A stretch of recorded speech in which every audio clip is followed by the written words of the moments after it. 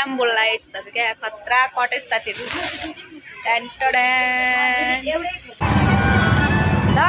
धरानको सन हाम्रो खतरा उतरेछ क्या बाबा म चाहिँ राति किन नआएको होला नि अरु बेला Dharan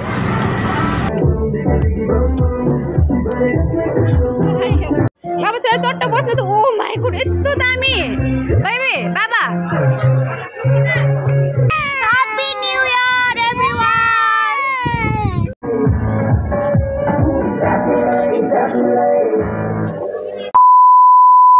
Hi everyone, welcome back to my channel. Again, it's me Sita always daily vlog गर्ने गर्छु. I hope तपाईहरु सन्चै हुनुहुन्छ होला. म पनि एकदमै सन्चै आरामै छु. साथसाथै happy new year everyone. My YouTube family हजुरहरु सबैजनालाई नयाँ वर्षको शुभकामना. हामी चाहिँ आज बेलुकाखेरि बाहिर जाँदै छौं है त साथीहरु हेर्दै गर्नु होला त हामी कहाँ पुग्छौं आज.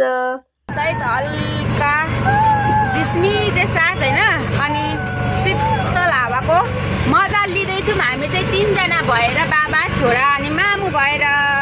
साथीहरु हामी चाहिँ धरान हुँदै भेटेटारसम्मको यात्रामा निस्केको छौं. साथीहरु हाम्रो चाहिँ अन द स्पोट प्लानिङ हुन्छ क्या. यो चाहिँ हो धरानको भानुचोक. एकदमै राति चाहिँ एकदमै राम्रो हुँदो रहेछ. म पनि पहिलो पटक यसरी राति क्या गएको यस्तो मजा लाग्यो हैन.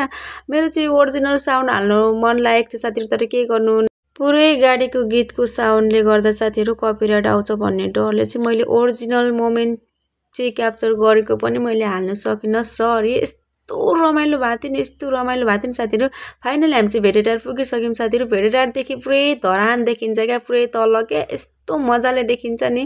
तर हामी चाहिँ धेरै राति पुगेको भएर लाइभमा चाहिँ एकदमै मजा भएको थियो एकदम हैन. तर मेरो क्यामेरा क्वालिटीले राम्रो नभएको भएर क्यामेराले चाहिँ अलिक राम्रो कैद गरेन. त्यसपछि हामी भेटेटारदेखि अलिकति हल्का तलतिरको रिसोर्टमा गयौं. त्यहाँनेरि अब त रातिको नाइट आउट गएपछि त अलिअलि रमाइलो त गर्नै पर्यो नि साथीहरु हैन. त्यही भएर हामी चाहिँ भेटेटारमा एकछिन शीतलमा बस्यौं हैन. चिसोहरू खायौं अनि त्यसपछि अलिकति तलतिरको भ्यू पोइन्ट के पो भन्दै हुनु त नानी बाबाले तलतिर रिसोर्टमा आयौं अनि हामी चाहिँ फर्स्टमै गयौं साथीहरु त्यहाँनेरि पिङ नै भन्छु म त अब जान्दिन के हो त्यसलाई हैन. हामी चाहिँ आमा छोरा गयौं. नानीको बाबाले चाहिँ हामीलाई हल्लाइदिदै हुनुहुन्छ. हल्लाइदिनु है तपाईको काम चाहिँ हल्लाउने भन्दै थियौं. त्यहाँनेरको पनि ओरिजिनल साउन्ड यस्तो छ नि साथीहरु. तर गीत डीजे बजिराख्यो के रिसोर्टमा. अरु साथीहरु पनि नाचिराख्नु भयो नि त. प्याक यति प्याक हुने न्यू इयरमा त ओ माय गॉड म त छक्क लाग्ने साथीहरु. तर हजुरहरुलाई अलिकति म सानो क्लिप हाल्छु है त ओरिजिनल साउन्डको. यस्तो मजा भएको थियो नि.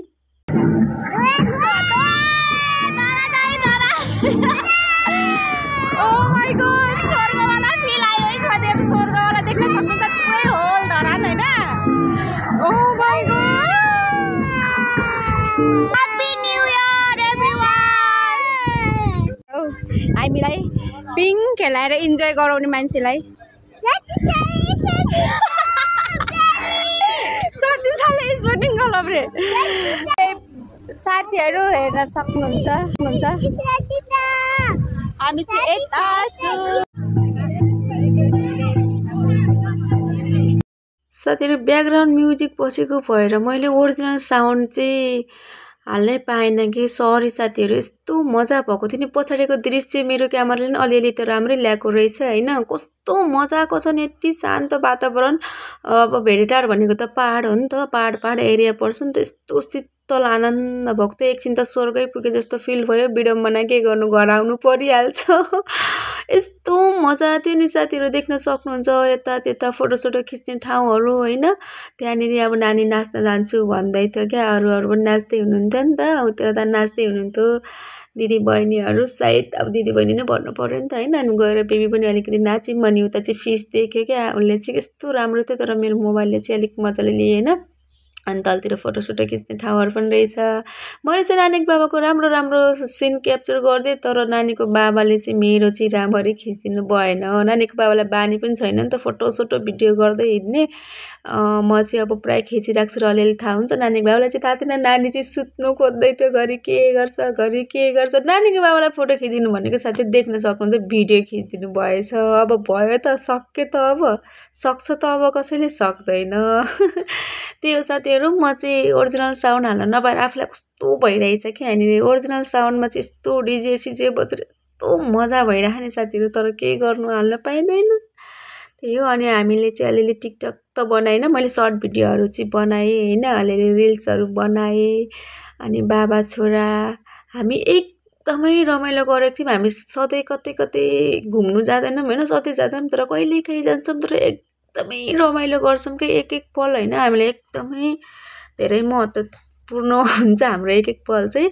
एकदमै रमाइलो गऱ्यौँ। अनि त्यस पछाडि चाहिँ मैले त्यहाँनिर जिस्काउँदै थिएँ, हेलो टाढै हिँड्नुभएको भन्दै थिएँ उहाँहरूलाई चाहिँ। त्यही हो साथीहरू, हामी चाहिँ यता घुम्यौँ, अलिअलि चिसो चिसो खायौँ, ससुसहरू खाएको थियौँ। मलाई चाहिँ लाज लाग्यो क्या साथीहरू, त्यहाँनिर फोटोसोटो खिच्ने कस्तो लाज लाग्यो, यति प्याक थियो नि, तर के गर्नु। अनि हामी चाहिँ अब धरान आयौँ, धरानमा खाना खाने भनेर आएको, तर हाम्रो फेभरेट होटल चाहिँ बन्द रहेछ। तर के गर्नु, अब हामी चाहिँ क्याफेतिर जाँदैछौँ साथीहरू, अब के खान्छौँ हेर्दै गर्नु जस्तो लाग्यो। यति भिड नि यति भिड, भगवान्, 1 घन्टा अगाडि अर्डर गरेको 1 घन्टा पछि पनि आउँदैन क्या।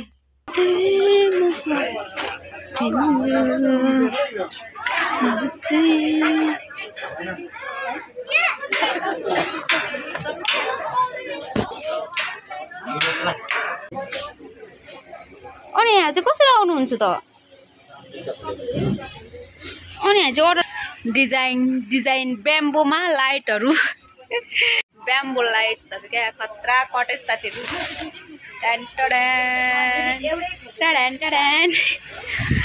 ओ माई गड, पहिले नै गएर ओ माई गड, कस्तो न्यू नभन भनेर कमेन्ट भिडियो बनाएर हालेँ कि लास्टमा चाहिँ आफ्नै माइ लभ ह्याप्पी न्यू इयरवालाको ह्याप्पी न्यू इयर,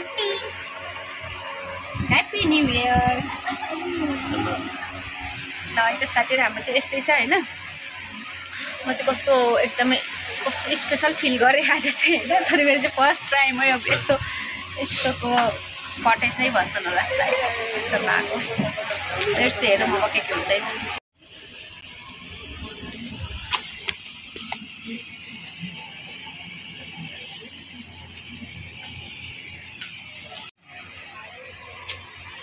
सर्भिस त अलिक ढिलो नै भयो त हौ, सोल्टीहरू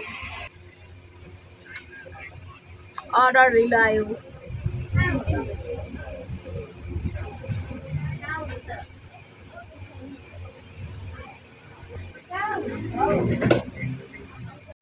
एकदमै फेमस क्याफे रहेछ। त्यस पछाडि फेरि एकदमै प्याक कि एकदमै प्याक। अनि यहाँ अलमोस्ट 9:30 जति भइसकेको थियो नि त, हामी यता त्यता घुम्दा ओर्दा, माथि खाजासाजा खाँदा ओर्दा होइन। अनि त्यस पछाडि चाहिँ नि हामीले चाहिँ अल्छी लागेर हामीले चाहिँ ड्यु अर्डर गऱ्यौँ होइन। अनि ड्यु चाहिँ खाँदै थियौँ। नानीको बाबुलाई चाहिँ अप्ठ्यारो लाग्यो अरे क्यामेरामा आउनु। तिमीलाई पो सजिलो हुन्छ त, तिमी पो बानी छ त, मलाई त झ्याउ लाग्छ हौ यो क्यामेराको अगाडि बोल्नु त भन्दै हुनुहुन्थ्यो, हेर्दै हुनुहुन्थ्यो कि बेला बेलामा क्यामेरा अन छ कि अफ छ भनेर गफ गर्नु पनि क्या। यस्तो हाँसो उठिरहेको थियो। र पनि हामीले टाइम स्पेन्ड गऱ्यौँ, गफसफ गऱ्यौँ, हामीले यता त्यता, नानी नाच्योहरू होइन त्यत्तिकै। अनि त्यस पछाडि हामी चाहिँ चिसो खाँदै थियौँ। अनि चाहिँ फर्स्टमा चाहिँ नानीको बाबाको चाहिँ फेभरेट चाउमिन, त्यस्तो फेभरेट त होइन र पनि समटाइम खानुहुन्छ।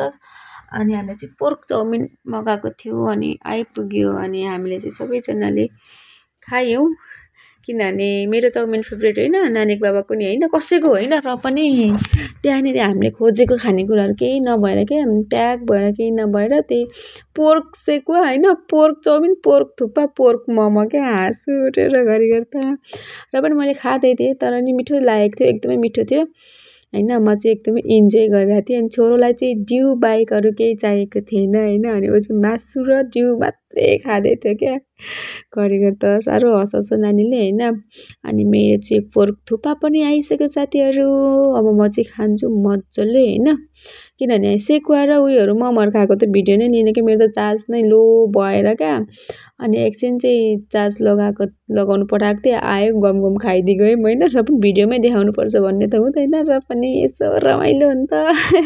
त्यही भएर साथीहरू, अरू कसैले खाएनन्, म मात्रै थुक्पा खाँदै थिएँ, जहाँ गए पनि थुप्पे थुप्पे भन्दै हुनुहुन्थ्यो। मलाई चाहिँ नानीको बाबाले जहाँ गए थुक्पा र मोमो बाहेक केही खाँदैन भन्दै हुनुहुन्थ्यो। अनि धरानको पोर्क थुक्पा, चिकन थुक्पा होइन, बफ थुक्पा चाहिँ एकदमै फेमस हो नि त, आलुचप थुक्पा आलुचप होइन।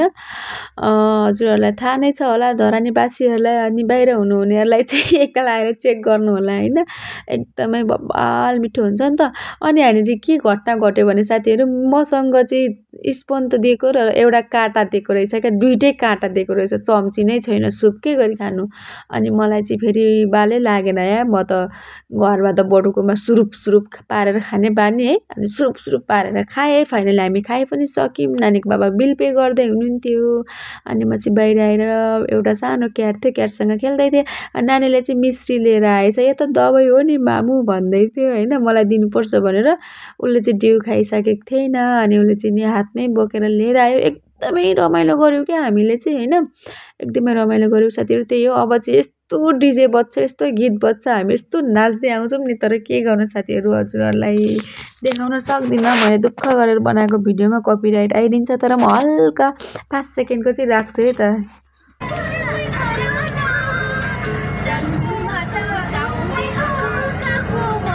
यति रमाइलो भइरहेको थियो साथीहरू। हामी चाहिँ घरमा आइपुग्यौँ। अहिले चाहिँ भयो रातको 10:30। त्यही हो साथीहरू, आजको भिडियो के कस्तो लाग्यो हेरेर प्रतिक्रिया दिने होला सबैजनालाई। फेरि पनि ह्याप्पी न्यू इयर 2082 को धेरै धेरै शुभकामना। आउँदो दिनहरू एकदमै राम्ररी बित्योस् हजुरहरूको। त्यही हो साथीहरू, जस्तो लाग्यो त्यस्तै कमेन्ट गर्नुहोला। Do not forget like comment share subscribe everyone. Bye bye, thanks for watching video.